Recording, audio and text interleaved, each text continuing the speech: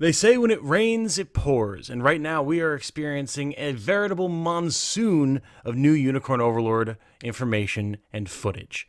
My name is Tom, otherwise known as Titanium Legman, and welcome back to the channel. Unicorn Overlord. Hello everyone. As I say at the start of every video, a like and a subscription would be very much appreciated on this video if you appreciate what I do. But with Unicorn Overlord coming out right around the corner, I want to take just a second to do slightly more self-promotion by letting you all know that I have a special tier on my Patreon, which you can find a link to in the description, wherein if you subscribe at that tier, you get to make a custom character for the campaign in Unicorn Overlord or any strategy RPG that allows custom character creation that I will then use throughout the campaign. You'll be able to name the character, choose their class, what their design is if possible, what gender they are, etc., and you will be a permanent member of the squad, as long as you don't die, alongside other members of the community. If that's something that interests you, you would be supporting me directly, so again, check it out in the description down below. And if you just want to support in general because you enjoy what I do, you can join the other folks who you will find at the end of this video in Patreon or my YouTube memberships. Those links are there as well. Thank you so much to anyone who decides to support directly. It helps more than you could possibly imagine. Now, on with the content. When I say that we are experiencing a monsoon of Unicorn Overlord coverage, I am not speaking hyperbole here. Legitimately, my notes document has ballooned out to 6 pages of just notes, not even proper scripting, as more and more information comes out due to previews and other footage that are being posted all across the internet. We're talking sources in both English and Japanese, and while there are a lot of articles that have come out, there are in particular a few bits of video that have been particularly informative that I'm going to be drawing from here, as well as new information that was posted on the official Unicorn Overlord site. Where possible, I will be giving credit and attribution to whatever footage that I utilize, but I mean, the floodgates are open, so if I miss something, I do apologize. I'm going to do my absolute damnedest here. Also, there was a little bit of a snippet of the OST posted on YouTube as well. You'll be able to hear that throughout the background of the video. I'm not going to just play it on its own due to potential copyright reasons, but you'll hear it here because it's the game's music, so I'm going to weave it in with the other music that we've been using from Dragon's Crown and 13 Sentinels. Now, starting off in this video, we're going to be talking about the story and characters and the major mechanics that have been revealed as part of this content drop. Then, because there's just so much to discuss, I'm going to release a second video tomorrow, the 17th, if you're watching this on release, where I talk about any other combat details that I've been able to glean, and there's a lot, as well as things we've learned about map exploration. If somehow during the creation of these videos even more information comes out, I will weave that into the second video. But for now, we're talking new story beats, what that implies about some mechanics, and then all of the new mechanics that we've learned about as well. Let's talk about those story and characters. At the start of Noisy Pixel's video preview here, we can see that Queen Elenia's squad is doing battle with numerous enemies in the royal capital. As we now know, this is the intro to the game and is obviously constituting a flashback, seeing as how the main storyline takes place in quote-unquote modern time with Elaine as our protagonist. We can also see here that Yosef is not gray in this footage. He is actually a brown-haired gentleman as he is taking up the role of protector for us at Elenia's insistence, whereas we know when he's guarding Elaine in the current time, he has gone gray. It also serves as the game's tutorial, and we'll see a number of familiar faces here. Hodrick, who has now been named as a hoplite as opposed to just a traditional armor knight, or at least his promoted class is, who we know we purify early in the game and turn to our side, as well as Alcina the Witch, who we know was once the court sorceress of Elaine's kingdom of Cornea and eventually turned on them by joining the enemy, and Renault, a mounted knight who we actually do battle with early in the game, as can be seen in this footage here. Well, I'm not sure who the soldier in the back of the formation is. It's clear there's going to be an undercurrent of betrayal and potentially redemption for many of the Queen's former compatriots. Will this tie into the ability to recruit red units that I've been theorizing about? Will Alcina be redeemed by the end of the game? Only time will tell, but I feel like there's a greater than 0 chance. Speaking of recruiting reds, in this scene here, we can see hardy hammer wielder Morden is an enemy unit protecting the fort that Elaine is invading. But we know he joins us as seen in this scene here, so clearly we recruit him. The only question is how, and again, maybe it'll have to do with the Ring of the Unicorn. We get a full cutscene of interaction between the Queen and Valmor, the enemy general that has apparently united the continent under his banner by Elaine's time, and as far as we know, the big bad of the game. We also finally have a name for this angelic warrior that we've seen a number of times. Ochlis? I'm going to assume Ochlis until told otherwise. I'm sure I'm pronouncing it wrong. Someone will correct me. Please do. And this is a very minor detail, but it does seem that certain classes have specific battle intros. While most characters have been seen running or leaping into the battle, Witch Yana, and other witches as well, appear in a swarm of bats, which is a fun little touch.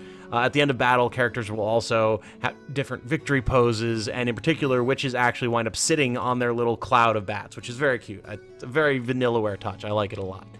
With certain story details and things like that out of the way, though, the real meat and potatoes of this video, the mechanics. And there is so much to talk about here. My eyes have been opened.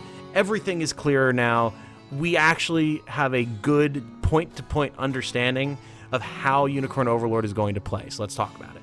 First off, the active and passive points that I've talked about previously. I was nearly right in how I named them. By the way, people were questioning, well, if it's an action point or a passive point, it implies that you can activate one, but the other is not, and if they both activate on their own, that's technically passive. Listen, the game calls them active and passive points, so we're going to run with it, okay? We finally know how they work in battle.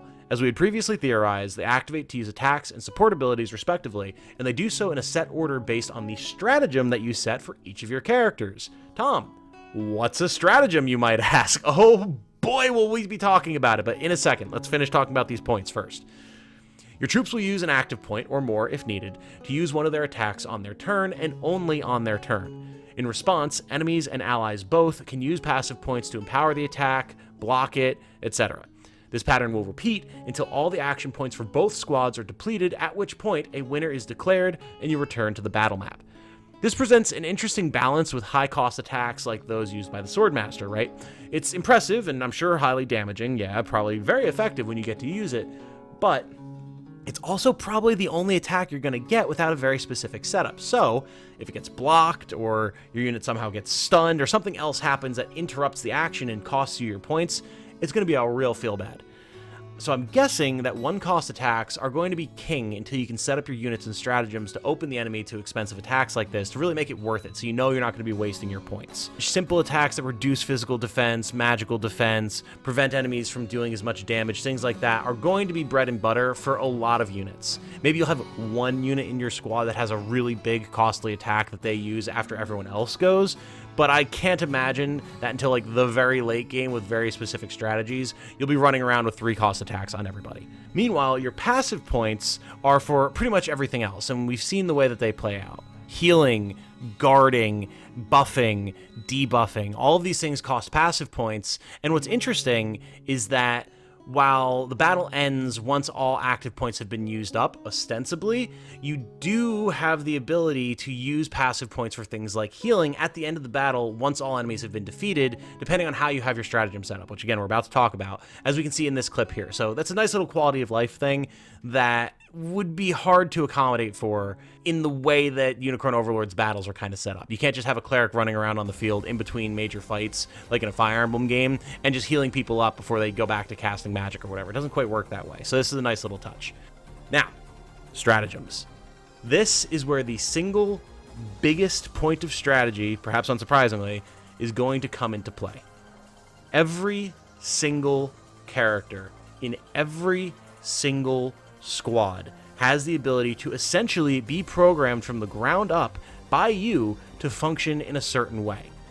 You can select your active and your passive abilities and arrange them in order of importance from an ascending to descending scale. Then, you can customize every skill with up to 2 conditions for its activation, like specific enemy targeting or ally targeting, HP threshold triggers, etc. Once you get into a battle, your units will then decide what abilities to use based on this priority order, your custom conditions for each stratagem, and the battlefield conditions in front of them. This is going to be insane. There is going to be so much that you can do with this, and make every single character function differently from one another if you want. It's already been widely compared to the Gambit system of Final Fantasy XII, if you're familiar with that, and while I wasn't a fan of it there back in the day, I suspect I'd like it far more now. I can see it working incredibly well in a strategy title like this.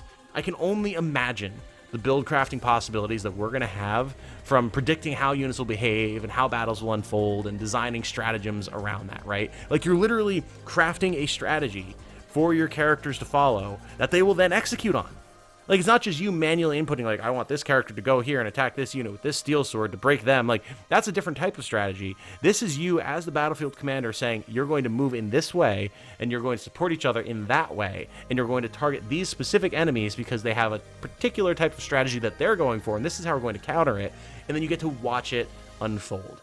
It is going to be so cool to see.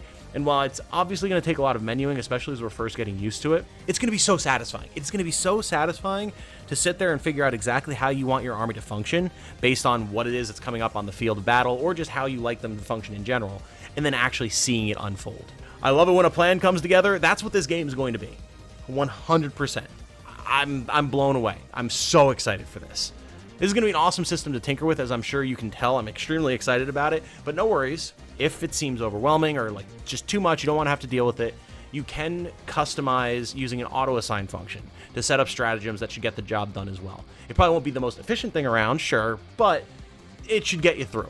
Note as well that we should also be able to get skills from equipment that you can give to your units, something I've talked about in a previous video. So I see this getting absolutely nutty in the mid to late game once you start combining unit skills, equipment skills, getting them all arranged to do specific things. It's going to be wild.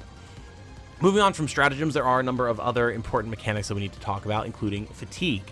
You see, above each unit, there's a little number. You might have noticed it in a lot of the pre-release coverage that I've been doing, and just everyone else has been doing as well now. And what that is a representation of a certain number of actions or battles that any given unit can engage in before they need to rest. This limit is represented again by that number next to the unit, and once it's reached, you'll have to take time to rest and recover. The issue is that a unit that is attacked while resting will be completely defenseless, not counterattacking at all, or taking any other actions as well. So you're going to need to be very careful about how hard you push your squads. You don't want to have them accidentally, just because you weren't paying attention or whatever, run out of stamina in the middle of fighting a bunch of enemies, and then just have 2 or 3 squads just wail on them for free. I'm quite sure that they won't survive, so knowing when to fall back, rest up, send in other units to cover is going to be important, and it means that the way you move your units around the battlefield is going to be just as important as how you set up your stratagems, which is nice. We also have more information about Valor abilities, which is something that we had seen as early as the initial trailer, but finally have some more information about. These are abilities that can be activated using Valor points, that you can see up here in the left-hand corner, that you earn in battle from doing certain little side objectives and missions, garrisoning units in structures and equipment, and all sorts of stuff like that. And they're typically attacks that affect an area on the battlefield without actually entering a fight. If you're familiar with Super Robot Wars, we call these map attacks. However, it's important to note that you also need to spend Valor points to deploy more units from your home base, so you really shouldn't just spend them all on these admittedly very powerful abilities, otherwise you might put yourself in a situation where you can't get reinforcements when you need them, and that'll be a really bad time. Remember, stamina, fatigue, going to be very important. Being able to bring out fresh units from the base, also very important as a result. Some of the abilities that we've seen are Toughness, which prevents stamina loss after battle and knocks the enemy unit back, Arrow Rain, which deals AoE damage with a bonus dealt to flyers, Heavy Swing, an attack that damages all units in an area as well as destroying all barricades, and Wild Rush, which damages all enemies in range, deals bonus damage to squads led by infantry, and it seems like moves the squad through the targets to the other side as well, so it's a positioning tactic. A couple other important things to note as well, seeing as how we're talking about stamina and not losing battles and everything. When a unit, either yours or the enemy, loses a battle but is not defeated completely, they'll actually be sent flying back and be stunned for a short duration. If they're attacked in that time, the attacker will get the initiative and take their actions first, guaranteed. So avoiding losses and capitalizing on your opponent's openings and weaknesses will be very, very important, as you'll be able to get even more attacks in as a result. Also, when starting a battle or a stage, it's important to note that you're doing it live. Enemy units will be moving your way immediately, so you need to make sure that you pause quick, spend some Valor points, choose your units to deploy, and get them out there. Of course, you are able to pause and unpause at will, allowing you to give your troops orders on the fly without risking missing something happening elsewhere on the field. Very, very nice. If this was happening in like a real-time strategy StarCraft scenario, it would be infinitely more stressful. There are also some battlefield fixtures that we've seen around. We talked about things like barricades or siege and defense towers before, but there's a little bit more that we've learned now. We've seen divine effigies around the battlefield that allow for certain battlefield effects when manned by a unit, such as Rain, which heals and revives all units nearby, which seems insanely busted. Thunder, which deals thunder damage to units in an area as well as immobilizing them. There are Campfires, which can be used to heal nearby allies and potentially restore their stamina. And perhaps most interestingly to me at least, siege equipment, which will be vital for taking certain objectives. Thus far we know of battering rams and catapults, but there's likely to be more as well. The battering ram we have seen is used to take down the gates to a city that you're invading, so it seems like a more needed objective type of thing than something that will be commonly equipped and used. They need to be manned by one of your squads to be used, notably, but this does not prevent the squad from using any attacks, so it does essentially become a temporary piece of equipment that they can use for the rest of the battle.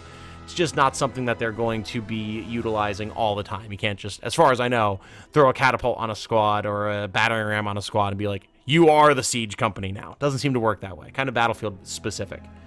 And those are the major mechanics and story beats that I've gleaned from this massive drop of info that we've seen thus far. Are there things that I've potentially missed? Absolutely. If so, drop them in the comments and I will be more than happy to follow up either in the comments or in my following video. You might have seen some of these details already from other major outlets who've been covering the game, or other creators like Coffee Potato, friend of the channel, and obviously a very well-known creator in the tactics space as well. Follow him, check out his stuff if you haven't been already. But there's a lot of details that I pulled out of everything that's been shown thus far that wasn't really talked about as a major mechanic, right? That everyone is talking about. Things from footage and screenshots and the like that I think are very important to discuss, and we'll be doing that in the follow-up video. Again, I split these up because otherwise the video would just be absolutely massive, and it would probably have taken too much time for me to get out in a timely manner. So this way I can put out a couple of different videos, give you guys some time to digest things in between, and have a little bit more time for myself to edit and process what it is that I'm looking at, because I am bum rushing through all of this right now, especially because I'm on a 9-day streak of work, so I'm quite tired. But thank you all so much for watching. I do very much appreciate it. Of course, my name has been Tom, otherwise known as Titanium Legman. And thank you again to anyone who decides to join as a YouTube member or a patron to support me and support the channel. It absolutely means the world. These are the folks that have been supporting for quite a long time. They get recognized every Friday, and their names are, from my YouTube members, Canadian Animator Guy, Tojo Jr., Luxor, Caffeine System, Tenchi, Matthew Barry, King Tony, John Eaton, Captain Planet, Light B, Midday Moonlight, Matthew Snyder, RJD, Michael Poole, Dre, X13, Rocktopudge, Segno, and The Game Reaper. And from Patreon we have Caffeine System, 18C, Navi, Kejo, Christian Soto, Chris Muller, Yoking Haddock 67, Riley Thatcher, and Firestorm 447. You guys are the best. Seriously, you help keep this channel going like nobody else. And there are a lot of different benefits that you get if you choose to join as a YouTube member or as a patron. You can check that all out in their respective links. For now, I'm going to get to work on the second video so that I can get it out to y'all as soon as possible. And if there's any other Unicorn Overlord coverage that happens, any other information that drops, I will do my best to work that into the next video or video after that. We're just going to keep on rolling. With that said, though, I hope you all have a good night. Stay safe and healthy out there. And remember, be good to each other. Bye now.